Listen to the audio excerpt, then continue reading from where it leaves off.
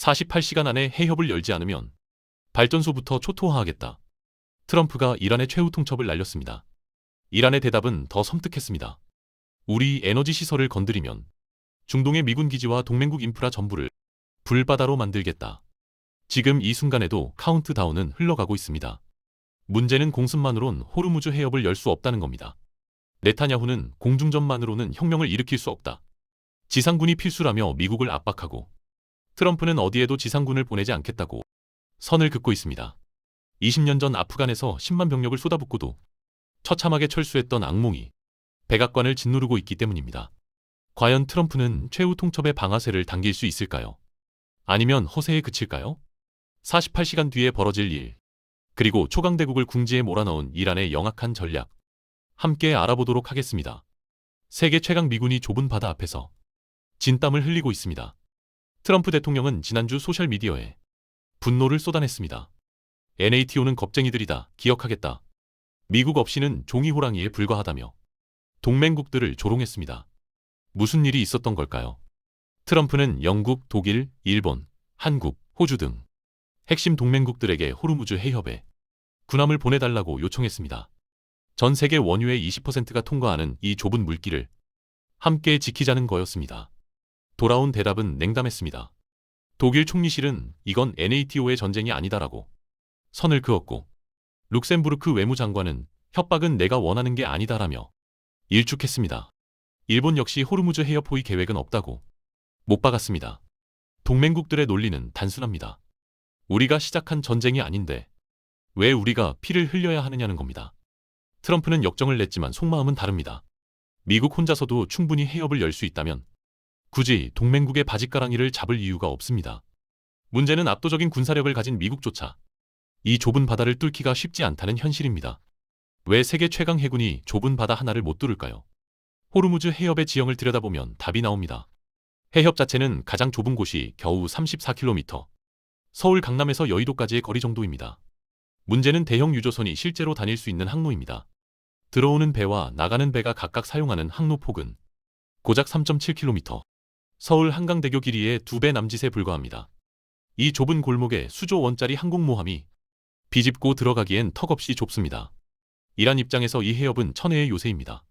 북쪽 해안선 전체가 이란 영토이고 곳곳에 미사일 기지와 드론 발사대가 숨어 있습니다. 미군 내부에서는 이곳을 진입은 쉽지만 빠져나오기 어려운 함정이라 부릅니다. 일단 들어가면 사방에서 날아드는 드론과 미사일을 피할 공간이 없기 때문입니다. 실제로 전쟁이 시작된 이후 호르무즈를 통과하는 선박은 95% 이상 급감했습니다. 미국이 호위 함대를 보내겠다고 선언했지만 정작 함대를 들여보내면 표적이 되는 역설적 상황입니다. 전 세계 원유의 20%가 이 좁은 목을 통과합니다. 하루 2천만 배. 돈으로 환산하면 매일 수십조 원어치의 석유가 지나가는 길목입니다. 이 병목을 쥔 자가 세계 경제의 숨통을 쥐는 셈입니다. 바다가 막혔다면 지상군을 보내면 될까요? 이란의 지도를 펼치면 그 생각이 얼마나 무모한지 알 수 있습니다. 이란은 한반도의 7배, 미국 텍사스주의 2배가 넘는 거대한 땅덩어리입니다. 그런데 이 나라의 70% 이상이 산악지형입니다. 서쪽 국경을 따라 1600km에 걸쳐 뻗은 자그로스 산맥은 봉우리가 해발 4000m를 넘습니다. 북쪽의 엘브루즈 산맥은 수도 테헤란을 병풍처럼 감싸고 있습니다. 전차와 장갑차가 올라갈 수 없는 험준한 고개들이 곳곳에 도사리고 있습니다. 1980년 사담 후세인의 이라크군이 침공했을 때도 이 산맥 앞에서 발이 묶였습니다. 결국 8년간의 전쟁은 승자 없이 끝났습니다. 트럼프의 머릿속에는 더 끔찍한 기억이 있습니다. 아프가니스탄입니다. 미국은 20년간 10만 명 이상의 병력을 쏟아붓고도 탈레반에게 나라를 내주고 철수했습니다. 그런데 이란은 아프간보다 땅도 넓고 인구도 9,200만 명으로 훨씬 많습니다. 군사 전문가들은 이란 점령에 최소 수십만 명의 지상군이 필요하다고 추산합니다. 공중전으로는 이길 수 있어도 점령은 또 다른 영원한 전쟁의 시작입니다. 이란은 정면 승부를 피합니다.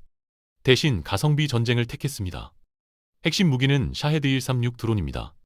한 대 가격이 약 2만 달러, 우리 돈으로 3천만 원이 채 안 됩니다.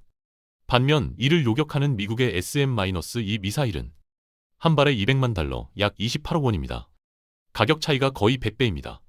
이란의 전략은 단순합니다. 값싼 드론을 수십 수백 대씩 동시에 날려보내는 벌떼 전술입니다. 방어하는 쪽은 모든 드론을 요격해야 하지만 공격하는 쪽은 몇 대만 뚫으면 됩니다. 수백 대가 한꺼번에 날아오면 일부는 반드시 방어망을 통과합니다. 실제로 전쟁 초기 2주 동안 UAE는 1600대 이상의 드론을 요격해야 했습니다. 요격 미사일은 바닥나고 비용은 기하급수적으로 불어납니다. 드론만이 아닙니다. 이란은 소형 자폭 보트도 운용합니다. 한 명이 조종하는 무인 보트 10대가 동시에 달려들면 수조 원짜리 이지스함도 속수무책입니다. 현대전의 역설입니다. 돈을 많이 쓰는 쪽이 지는 소모전. 이란은 그 게임의 규칙을 자기 쪽으로 바꿔버렸습니다. 이란은 해협을 완전히 막지 않습니다. 선택적 봉쇄라는 절묘한 카드를 꺼냈습니다. 미국과 이스라엘 그 동맹국 선박은 공격하면서도 중국, 인도, 일본, 터키 선박에는 협상하면 통과시켜주겠다고 손짓합니다. 실제로 중국 국기를 단 선박들은 대부분 무사히 해협을 통과하고 있습니다. 인도 LPG 탱커 2척도 인도 해군의 호위를 받으며 안전하게 빠져나왔습니다. 이란 외무장관은 일본에 적국이 아니면 언제든 연락하라. 안전 항로를 열어주겠다고 공개적으로 제안했습니다. 피 한 방울 흘리지 않고 동맹을 갈라놓는 고도의 심리전입니다. 미국 입장에서는 악몽 같은 시나리오입니다. NATO 동맹국들은 우리가 시작한 전쟁이 아니다라며 함대 파견을 거부하고 있습니다. 그런데 같은 동맹국들이 뒤로는 이란과 통행 협상을 벌이고 있습니다. 트럼프가 겁쟁이들이라고 분노를 터뜨린 이유입니다. 이란은 여기서 한 발 더 나아갔습니다. 통행료를 받기 시작한 겁니다. 일부 선박은 200만 달러를 내고 해협을 통과했다는 보도도 나왔습니다. 봉쇄가 아니라 통행세를 걷는 관문으로 바꿔버린 셈입니다. 굳건해 보이던 미국과 이스라엘 사이에 금이 가고 있습니다. 둘 다 전쟁을 시작했지만 목표가 다릅니다. 트럼프는 이란의 핵시설과 미사일 능력을 파괴하고 빠르게 마무리하고 싶어 합니다. 지상군 투입은 절대 안 된다는 게 그의 선입니다. 어디에도 군대를 보내지 않겠다고 못 박았습니다. 반면 네타냐후는 다릅니다. 공중전만으로는 혁명을 일으킬 수 없다. 지상작전이 필수라고 공개적으로 말했습니다. 그의 목표는 이란 정권 자체의 붕괴입니다. 갈등은 에너지 시설 공격에서 폭발했습니다. 이스라엘이 세계 최대 가스전인 이란의 사우스파르스를 폭격했을 때 트럼프는 나는 몰랐다고 선을 그었습니다. 하지만 일부 보도에 따르면 사전에 통보를 받았다는 증언도 있습니다. 네타냐후는 트럼프 대통령이 추가 공격은 자제해달라고 요청해서 따르고 있다고 인정했습니다. 하지만 바로 다음 날 이스라엘은 테헤란의 정권 시설을 또 폭격했습니다. 전쟁이 길어질수록 두 지도자의 동상이몽은 깊어지고 있습니다. 네타냐후에게 이 전쟁은 이란 체제를 끝장낼 역사적 기회입니다. 트럼프에게는 빠져나올 출구가 보이지 않는 수렁이 되어가고 있습니다. 호르무즈가 막히자 전 세계가 패닉에 빠졌습니다. 한국은 원유의 70%를 이 해협을 통해 들여옵니다. 해협이 봉쇄되면 공장이 멈추고 주유소가 텅 비는 최악의 시나리오가 현실이 될 판이었습니다. 그런데 예상 밖의 일이 벌어졌습니다. 아랍에미리트가 한국에 손을 내밀었습니다. 어떤 나라보다 한국에 먼저 원유를 공급하겠다. UAE 대통령이 직접 약속한 내용입니다. 총 2,400만 배럴의 원유가 한국으로 향합니다. UAE 국적 유조선 3척과 한국 국적 유조선 6척이 긴급 수송에 나섰습니다. 세계 4위 석유 수입국인 한국이 넘버원 프리패스를 받은 겁니다.